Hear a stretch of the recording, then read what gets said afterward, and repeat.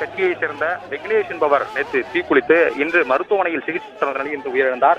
அவருடைய உடல் பிரேத பரிசோதனை செய்யப்பட்டு அவருடைய சொந்த ஊருக்கு கொண்டு செல்வர்கள் திட்டமிடப்பட்டிருந்தது.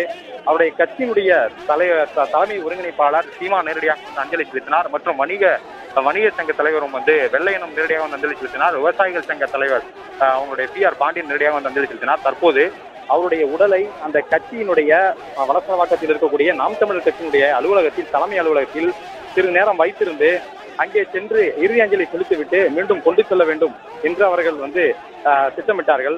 ஆனால் போலீசார் அதற்கு அனுமதி மறுத்தார்கள். போலீசார் மன்னார்குடிக்கான அந்த இளைஞருடைய சொந்த ஊரான மன்னார்குடிக்கு தான் கொண்டு செல்ல வேண்டும் என்று போலீசார் தெரிவித்தார்கள். இருப்பினும் அந்த விவசாய சங்கத்துடைய தலைவர் PR பாண்டியன் மற்றும் அந்த நாம் தமிழர் கட்சியினர் இல்லை, அது நாம் தமிழர் கட்சியுடைய அலுவலகத்துக்கு கொண்டு சென்று நாங்கள் வைத்து சிறிது நேரம் அஞ்சலி செலுத்திவிட்டு தான் கொண்டு செல்வோம் என்று அவர்கள் தொடர்ச்சியாக போலீசாருடைய ஆலோசனையில் ஈடுபட்டார்கள். ஆனால் அதனையும் மீறி அவர்கள் போலீசார் அதற்கு அனுமதி மறுத்ததால் அந்த அமரர் ஊர்தியில் இருந்த அந்த ஓட்டுநரை கீழே இறங்க சொல்லி, அதாவது போலீசார் மருத்துவமனை ஓட்டுநரை கீழே இறக்கிவிட்டு நாம் தமிழரை சேர்ந்த அந்த அமைப்பினர் இந்த அமரர் ஊர்தியை அந்த கட்சி அலுவலகத்துக்கு கொண்டு செல்ல முயன்றதால் பரபரப்பு ஏற்பட்டிருக்கிறது. தற்போது போலீசாரும் அவருடைய பேச்சுவார்த்தையில் ஈடுபட முயல்கிறார்கள். அவரை இந்த கட்சி அலுவலகத்துக்கு தான் எடுத்துச் செல்ல வேண்டும். அந்த உடலை கட்சி அலுவலகத்தில் கொண்டு சென்று அஞ்சலி செலுத்தப்பட்ட பிறகுதான் அவர்கள் எடுத்துச் செல்ல வேண்டும் என்று தொடர்ச்சியாக அவர்கள் போராட்டத்திலும் ஈடுபட்டு வருகிறார்கள். இதனால் பரபரப்பு ஏற்பட்டு போலீசாரும் அதிக அளவு தூக்கப்பட்டிருக்கிறார்கள். அது ஏற்கனவே இவர் உயிரிழந்ததாக தெரிந்ததை அடுத்து நாம் தமிழர் ஒருங்கிணைப்பாளரான சீமான் நேரடியாக அஞ்சலி செலுத்தினார். அந்த கட்சியினரும் அஞ்சலி செலுத்தினார்கள். அவர் உடனடியாக இந்த உடலை கட்சி அலுவலகத்துக்கு கொண்டு வரும்படி சொல்லிவிட்டு அங்கிருந்து அவர் கட்சி அலுவலகத்துக்கு இங்கிருந்து புறப்பட்டு சென்று விட்டார். இதனையடுத்து நாம் தமிழர் கட்சியை சேர்ந்த அந்த தொண்டர்கள் மட்டும் இந்த மருத்துவமனையில் இருக்கக்கூடிய அந்த புனவரை பகுதியில் இருந்தார்கள்.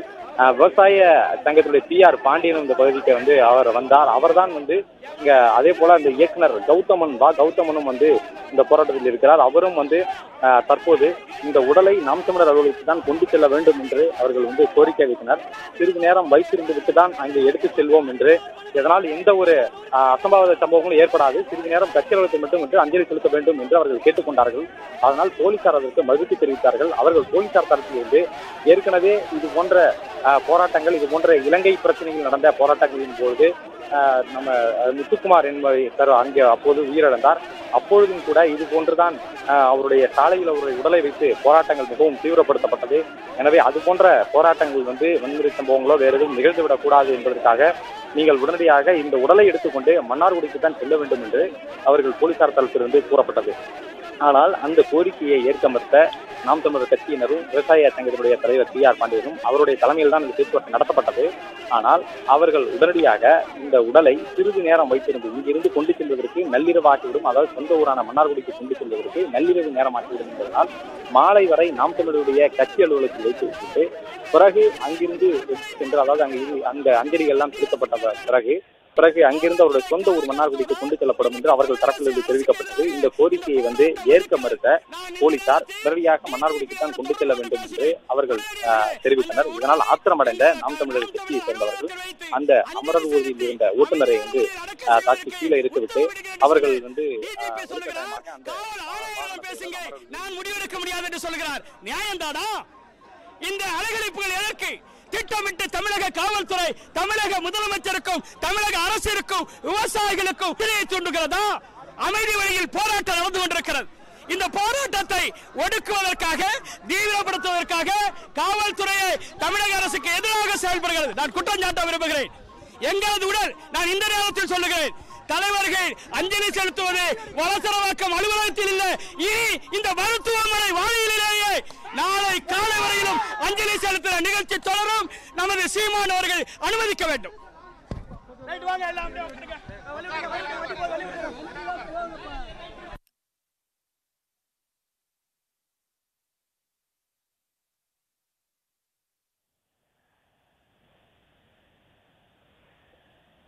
போராட்டக்காரர்கள் தொடர்ச்சியாக இந்த பகுதியில வந்து கற்களை கொண்டு தடுப்புகளை ஏற்படுத்தி அந்த அமரர் ஊர்தியை, அந்த ஆம்புலன்ஸை கொண்டு செல்ல முடியாத வகையில அவர்கள் போராட்டத்தில் வந்து ஈடுபட்டு வருகிறார்கள்.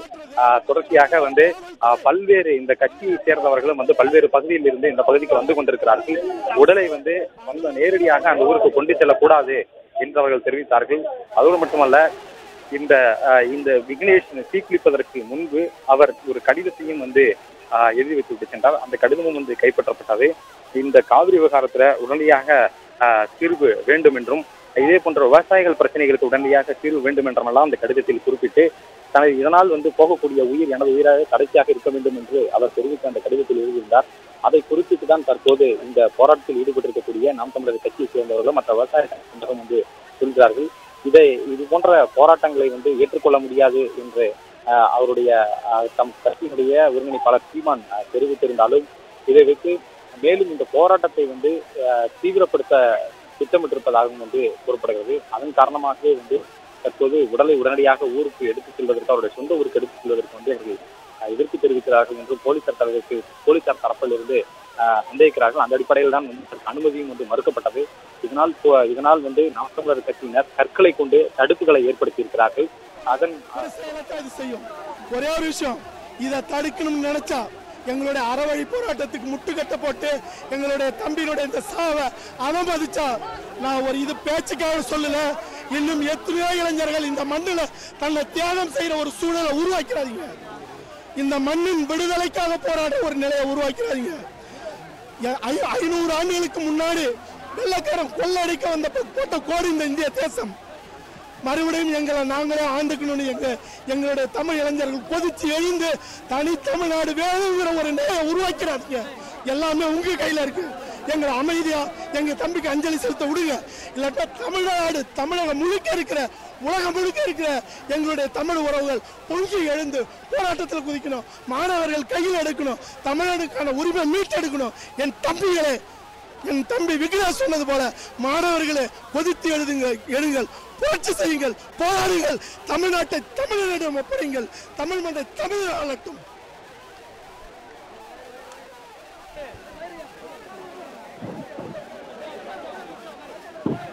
விக்னேஷனுடைய உடல் இருக்கக்கூடிய அந்த வாகனத்தை எடுத்துச் செல்வதற்கு, அதாவது அவருடைய சொந்த ஊருக்கு உடனடியாக எடுத்துச் செல்வதற்கு எதிர்ப்பு தெரிவித்து தற்போது அந்த கட்சியினர் மற்றும் விவசாய சங்கத்தை சேர்ந்தவர்களும் வந்து அந்த அமரர் ஊர்தி முன்பு அமர்ந்து தர்ணா போராட்டத்தில் ஈடுபட்டு வருகிறார்கள்.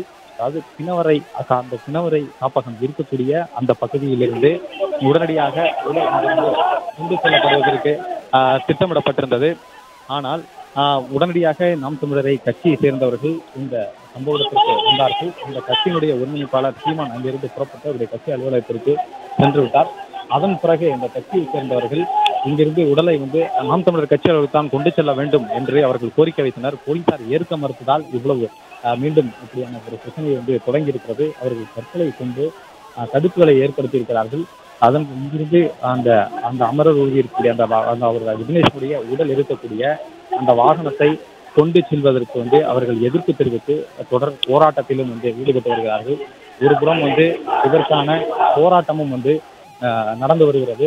அதாவது ஒரு வகையில் விவசாய சங்கத்தினுடைய தலைவர்கள் வந்து அந்த அரசியல் கட்சியை சேர்ந்த மற்ற தலைவர்களும் வந்து இந்த பகுதிக்கு வந்து அழைப்பு விடுத்திருக்கிறார்கள். அதன் பிறகு இது குறித்து காவல்துறை அதிகாரிகளிடமும் வந்து ஒரு புறம் பேச்சுவார்த்தை வந்து நடத்தப்பட்டிருக்கிறது.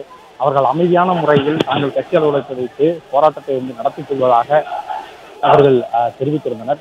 இந்த நிலையில் தான் அதற்கு அனுமதி மறுப்பது மீண்டும் அவர்கள் மன்னார்குடி எடுத்துச் செல்வதற்கு அவர்கள் எதிர்ப்பு தெரிவித்திருக்கிறார்கள். மேலும் அவர்கள் மேலும் சில கோரிக்கைகளையும் வைத்திருக்கிறார்கள். இது இறுதியான ஒரு மரணமாக இருக்க வேண்டும் என்றும் உடனடியாக இந்த காவிரி பிரச்சனைக்கு நிரந்தர தீர்வு ஏற்படுத்துவதற்கு ஒரு உடனடியாக எங்களுக்கு உறுதிப்படுத்த வேண்டும் என்று மத்திய அரசு இதற்கான உறுதி செய்ய வேண்டும் என்றும் அவர்கள் இந்த கோரிக்கையை வைத்திருக்கிறார்கள். இதற்கான நடவடிக்கையை மாநில அரசு மேற்கொள்ள வேண்டும் என்ற இந்த கோரிக்கையை வைத்திருக்கிறார்கள். இதனால் மேலும் போராட்டம் வலுப்பெறக்கூடிய ஒரு சூழல் ஏற்பட்டிருக்கிறது. நேற்றுதான் நாம் தமிழர் கட்சியினுடைய பேரணி அறிவிக்கப்பட்டது. அதாவது நாம் தமிழர் கட்சியினுடைய பேரணியானது கர்நாடக அரசை கண்டித்து கர்நாடகாவில் காவிரிக்கான உரிமை தொடர்ச்சியாக மறுக்கப்பட்டு வருவதாக கூறி, மேலும் கர்நாடகாவில் உச்சநீதிமன்றத்தினுடைய தீர்ப்பையும் மீறி அவர்கள் கர்நாடகத்திலிருந்து தமிழகத்திற்கு போதுமான தண்ணீரை விடவில்லை என்றும், அதேவேளை தண்ணீர் திறந்து விட்டதை அடுத்து தமிழர்கள் மீதும் அவர்களுடைய உடைமைகள் மீதும் தொடர்ச்சியாக தாக்குதல் நடத்தப்பட்டதாகவும் தெரிவிக்கப்பட்டது. இந்த தாக்குதல் நடத்தப்பட்டது. இதன் காரணமாகவே இந்த பல்வேறு அமைப்பினரும் போராட்டம் ஈடுபட்டார்கள். தற்போது இந்த பகுதியில மருத்துவமனை பகுதியில பிரச்சனை ஏற்பட்டிருக்கக்கூடிய சூழ்நிலையில அந்த கட்சியின் இந்த தகவல் அறிந்து இந்த கட்சியினுடைய தலைமை ஒருங்கிணைப்பாளர் சீமான் மீண்டும் மருத்துவமனைக்கு வந்திருக்கிறார். தற்போது அதற்கு அடுத்த கட்டமாக என்ன நடவடிக்கையை மேற்கொள்ளப் போகிறார் என்பது குறித்து தகவல் விரிவாகவில்லை. ஆனால் அவர்கள் இங்கிருந்து உடனே தமிழனுடைய கட்சி தலைமையகத்துக்கு தான் கொண்டு செல்ல வேண்டும் என்ற ஒரு கோரிக்கையை வைத்து இங்கிருந்து அவர் புறப்பட்டு விட்டார். அவர்களிடம் போலீசாரிடம் நாம் தமிழர் கட்சி பலர் சீமான் அந்த கோரிக்கையை முன்வைத்தார்கள். அந்த கோரிக்கையை வைத்து PR பாண்டியன் விவசாய சங்க தலைவரிடம் பேச சொல்லிவிட்டு அங்கிருந்து புறப்பட்டு விட்டார். அதன் பிறகு PR பாண்டியன் தொடர்ச்சியாக காவல்துறை இணை ஆணையர் மனோகரன் மற்றும் உதவியான சிவபாஸ்கர் ஆகியோருடன் பேச்சுவார்த்தை நடத்தினார்கள். அந்த